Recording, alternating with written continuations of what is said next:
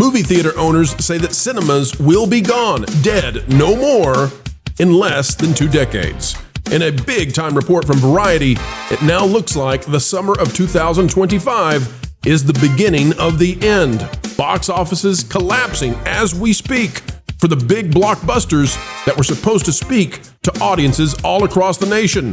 Today, we'll tell you why the industry is shaken, and it could be the end of the silver screen.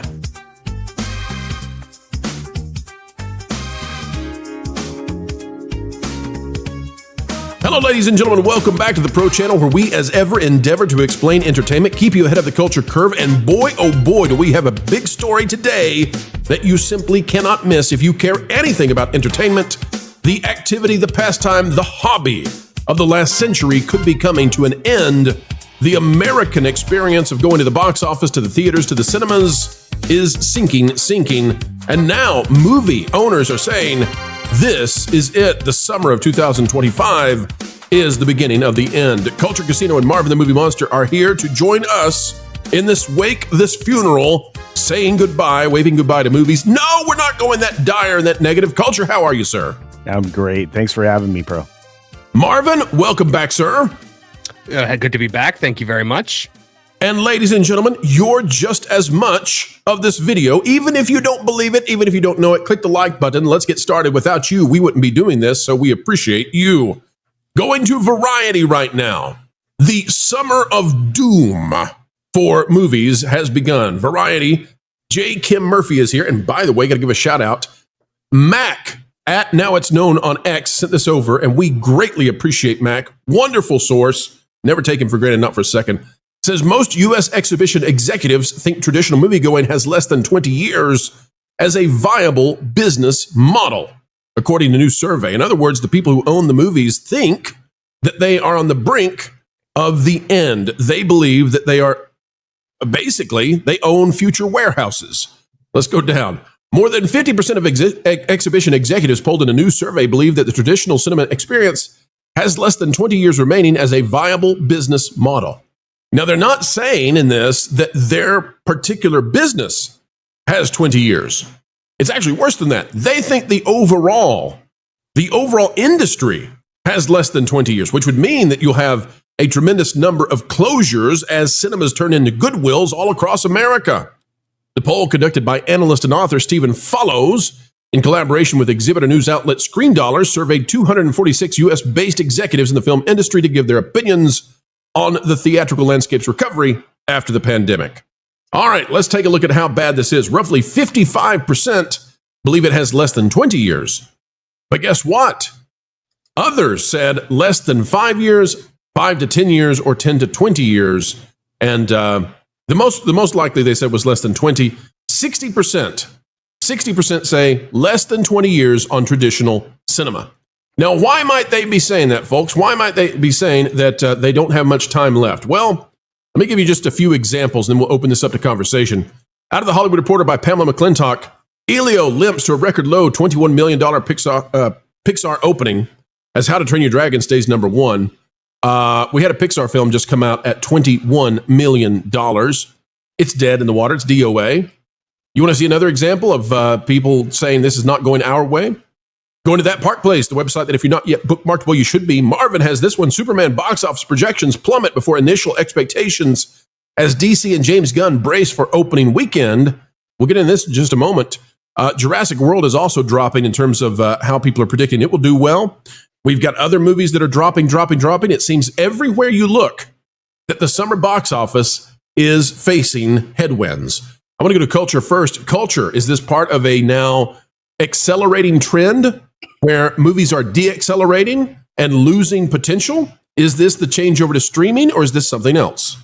Well, it could be a doom loop. Let me suggest that that's a possibility. I think that we've been seeing this for, well, some time as one of the two outcomes for cinemas, but I'm not really going to fall in line with the more doom and gloom version of this. I think that with the earnings down in the theaters right now, I think that correlates directly to poor product. And I think if you bring in good product that people can be excited about, and actually accomplish the escapism that they're looking for at their local theater. I think then you have a chance to bring not only the movies back, but to remind the studios that that's where all things come from.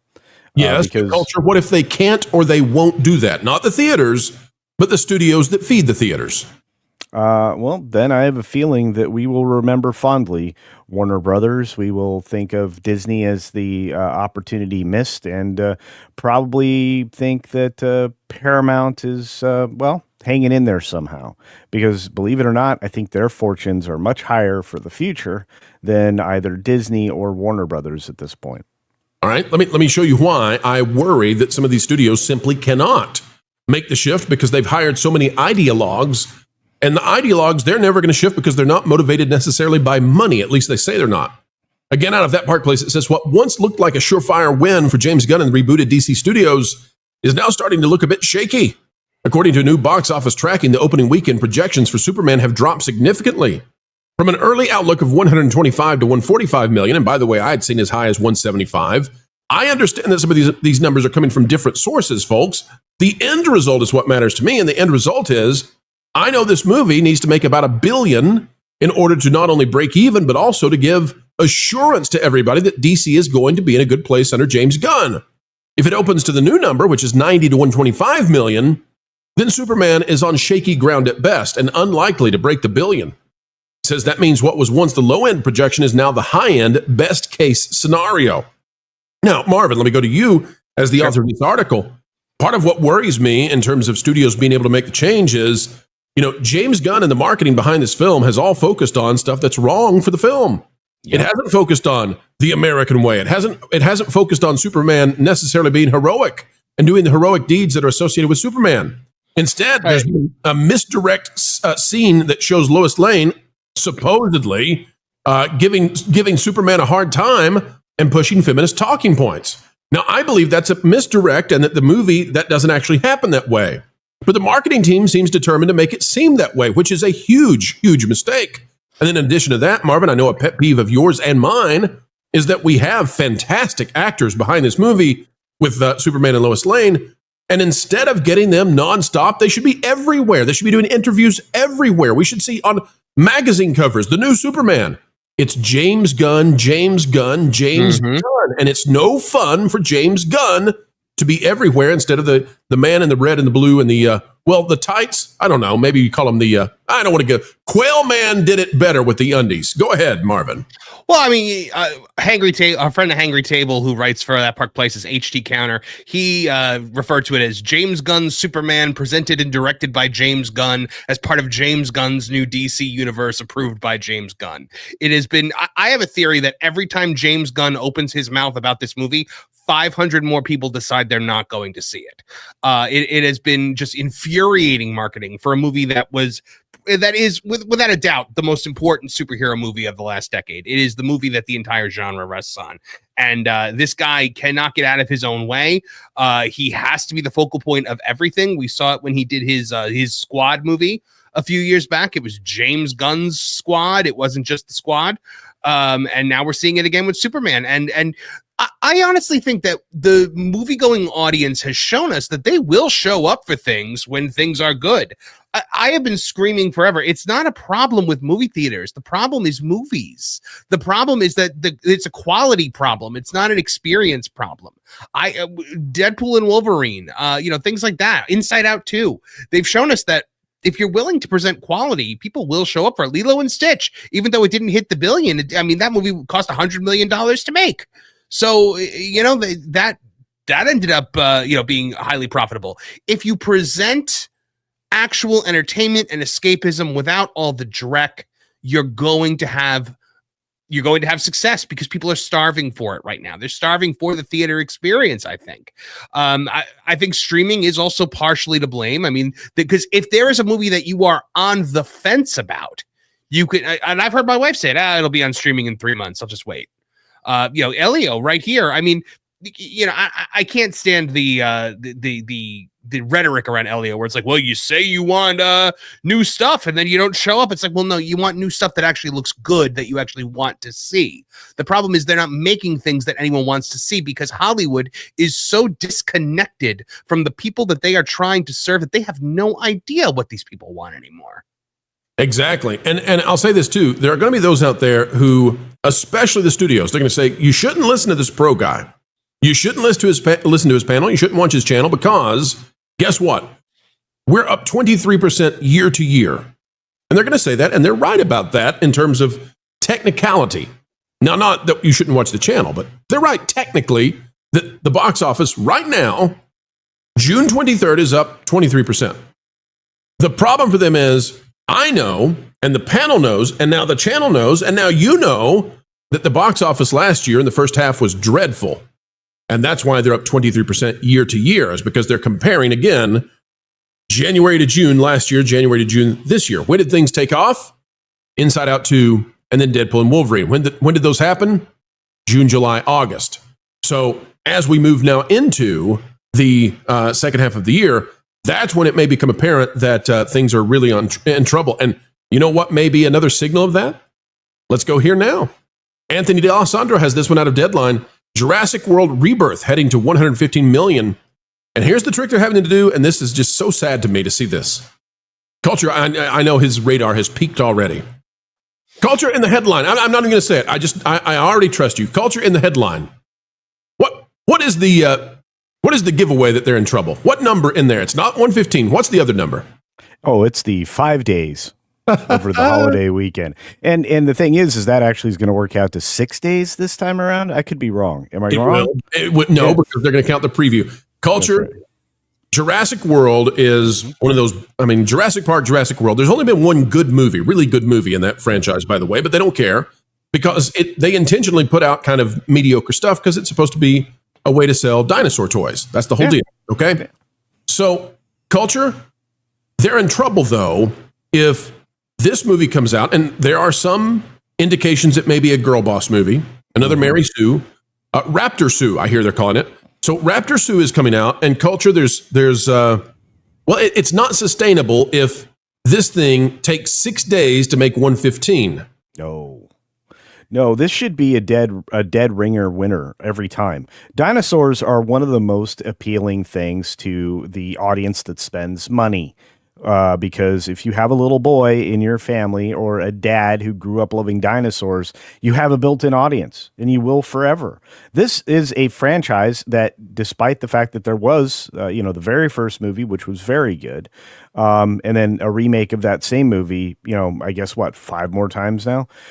This is supposed to be the rebirth of this franchise, hence the title, and we're supposed to get more films after this. But right. if you destroy interest or the interest of your audience in this case in dinosaurs, first of all, congratulations. I don't know how you did it, but just like Disney, you seem to destroy interest in everything else. So I don't know if Universal really wants to follow in that path. But I will say this: if you lose the audience on this one, they're not coming back for the next 2. If you lean into the campiness of, let's say, something like The Meg, you're going to make money in spite of yourself. This is a real opportunity to print money, and if it comes across and or is marketed as, and this is a problem you just pointed out a few moments ago, Pro, as a girl boss film, you're going to remove audience before they even bother to follow up on what the plot might be. This is a crazy thing that we're seeing numbers as low as 115 million over 6 days. Yeah, 6 days. 6 days. That's insanity to me. So look, I'm just going to say it this way. We might have some unique insight into this film on tomorrow's Pro Show. Well, let me just say this, and that's exactly right. We're waiting to see if we can get confirmation there. But I just want to tell people, this is going to be blamed on you. Oh, yeah. Listen closely now. They're going to blame you. They're not going to say your name exactly, but they're going to blame you, because they can't be the ones who killed cinema. They can't be the ones who killed a century-old, essentially Americana tradition of we all go and we enjoy a movie together. Doesn't matter if you're red, doesn't matter if you're blue, doesn't matter if you're Republican, doesn't matter if you're Democrat, doesn't matter if you're a woman or a male or kid or a grown-up, a geezer, it doesn't matter. We all go to the theater. It's been a century of that. And they are going to end it. And when they end it, they're not going to take the blame. They're going to point that finger at you and say, audiences. Because the word audience is how they say you without saying you. And they're going to say audiences stopped going to the movies. And what they're not going to say is that studios stopped giving audiences what they wanted, and audiences went somewhere else. Marvin, I'll give you the final word on this. Tell us what you see in terms of the landscape for film, and if theaters go down, what takes their place?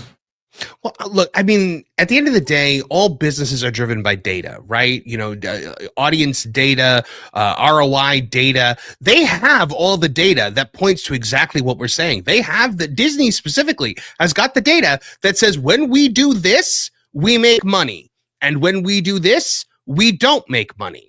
But if they continue to do the thing that doesn't make money, they can't act surprised when suddenly they're not making money.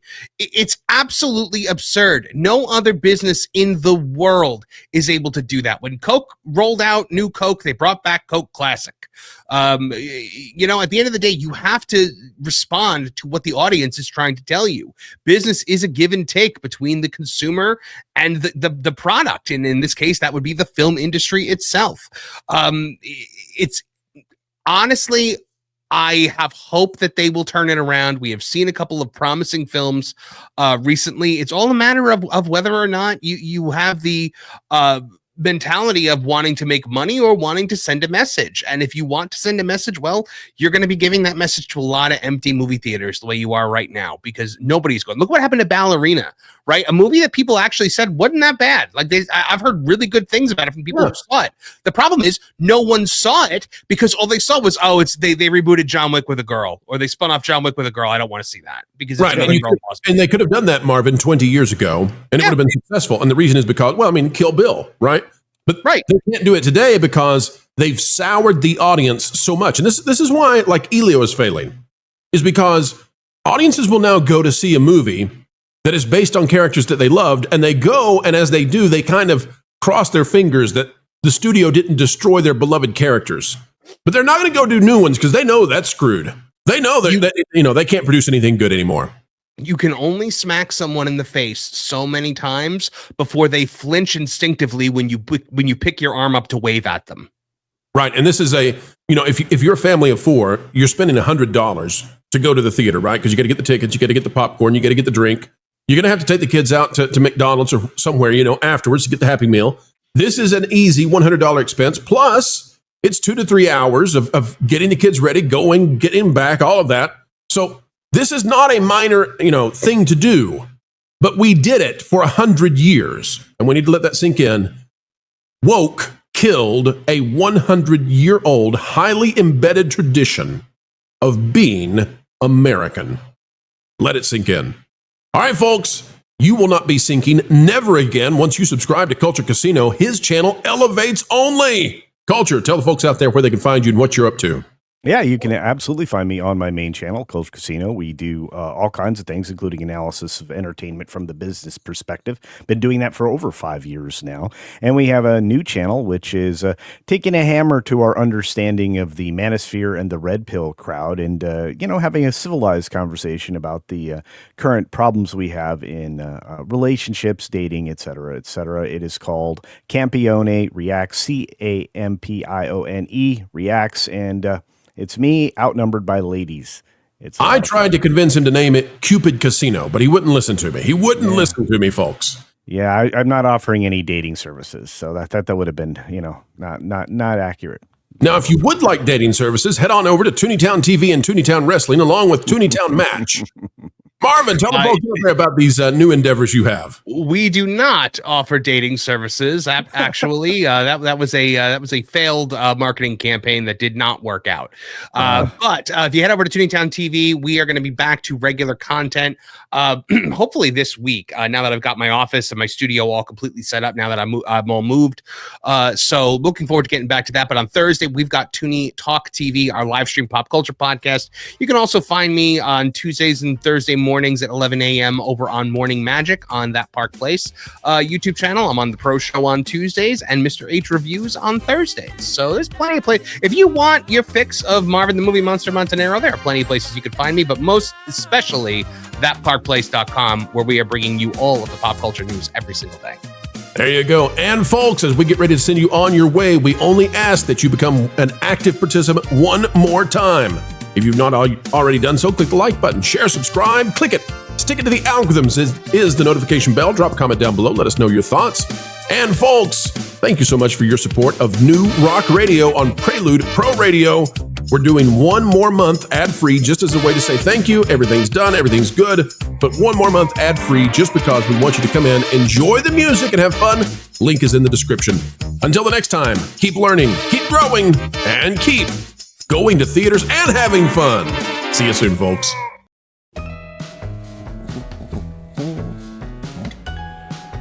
You know what? I don't even care this time. Well, you should know that I'm preparing to... Nope, I said I don't care.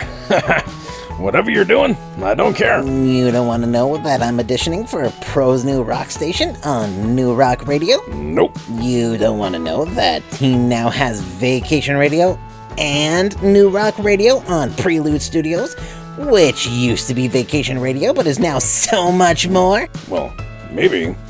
You don't want to know that I purchased this guitar and these sunglasses using the credit card that you humorously labeled for emergency uses only? Wait, what? You did what? Oh, see, now you're taking interest in my passions and abilities.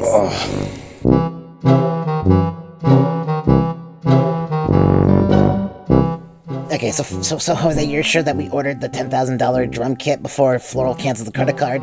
It did, Miss Dripset. Check. Nice. Okay. Oh, and the didgeridoo? That will increase in value so that Floral can send his kids to college? Academia. Who did it? Why is there a didgeridoo on the front porch? I'm gonna bury that little troll. Jose, Google how to play didgeridoo. We're gonna need to justify this somehow.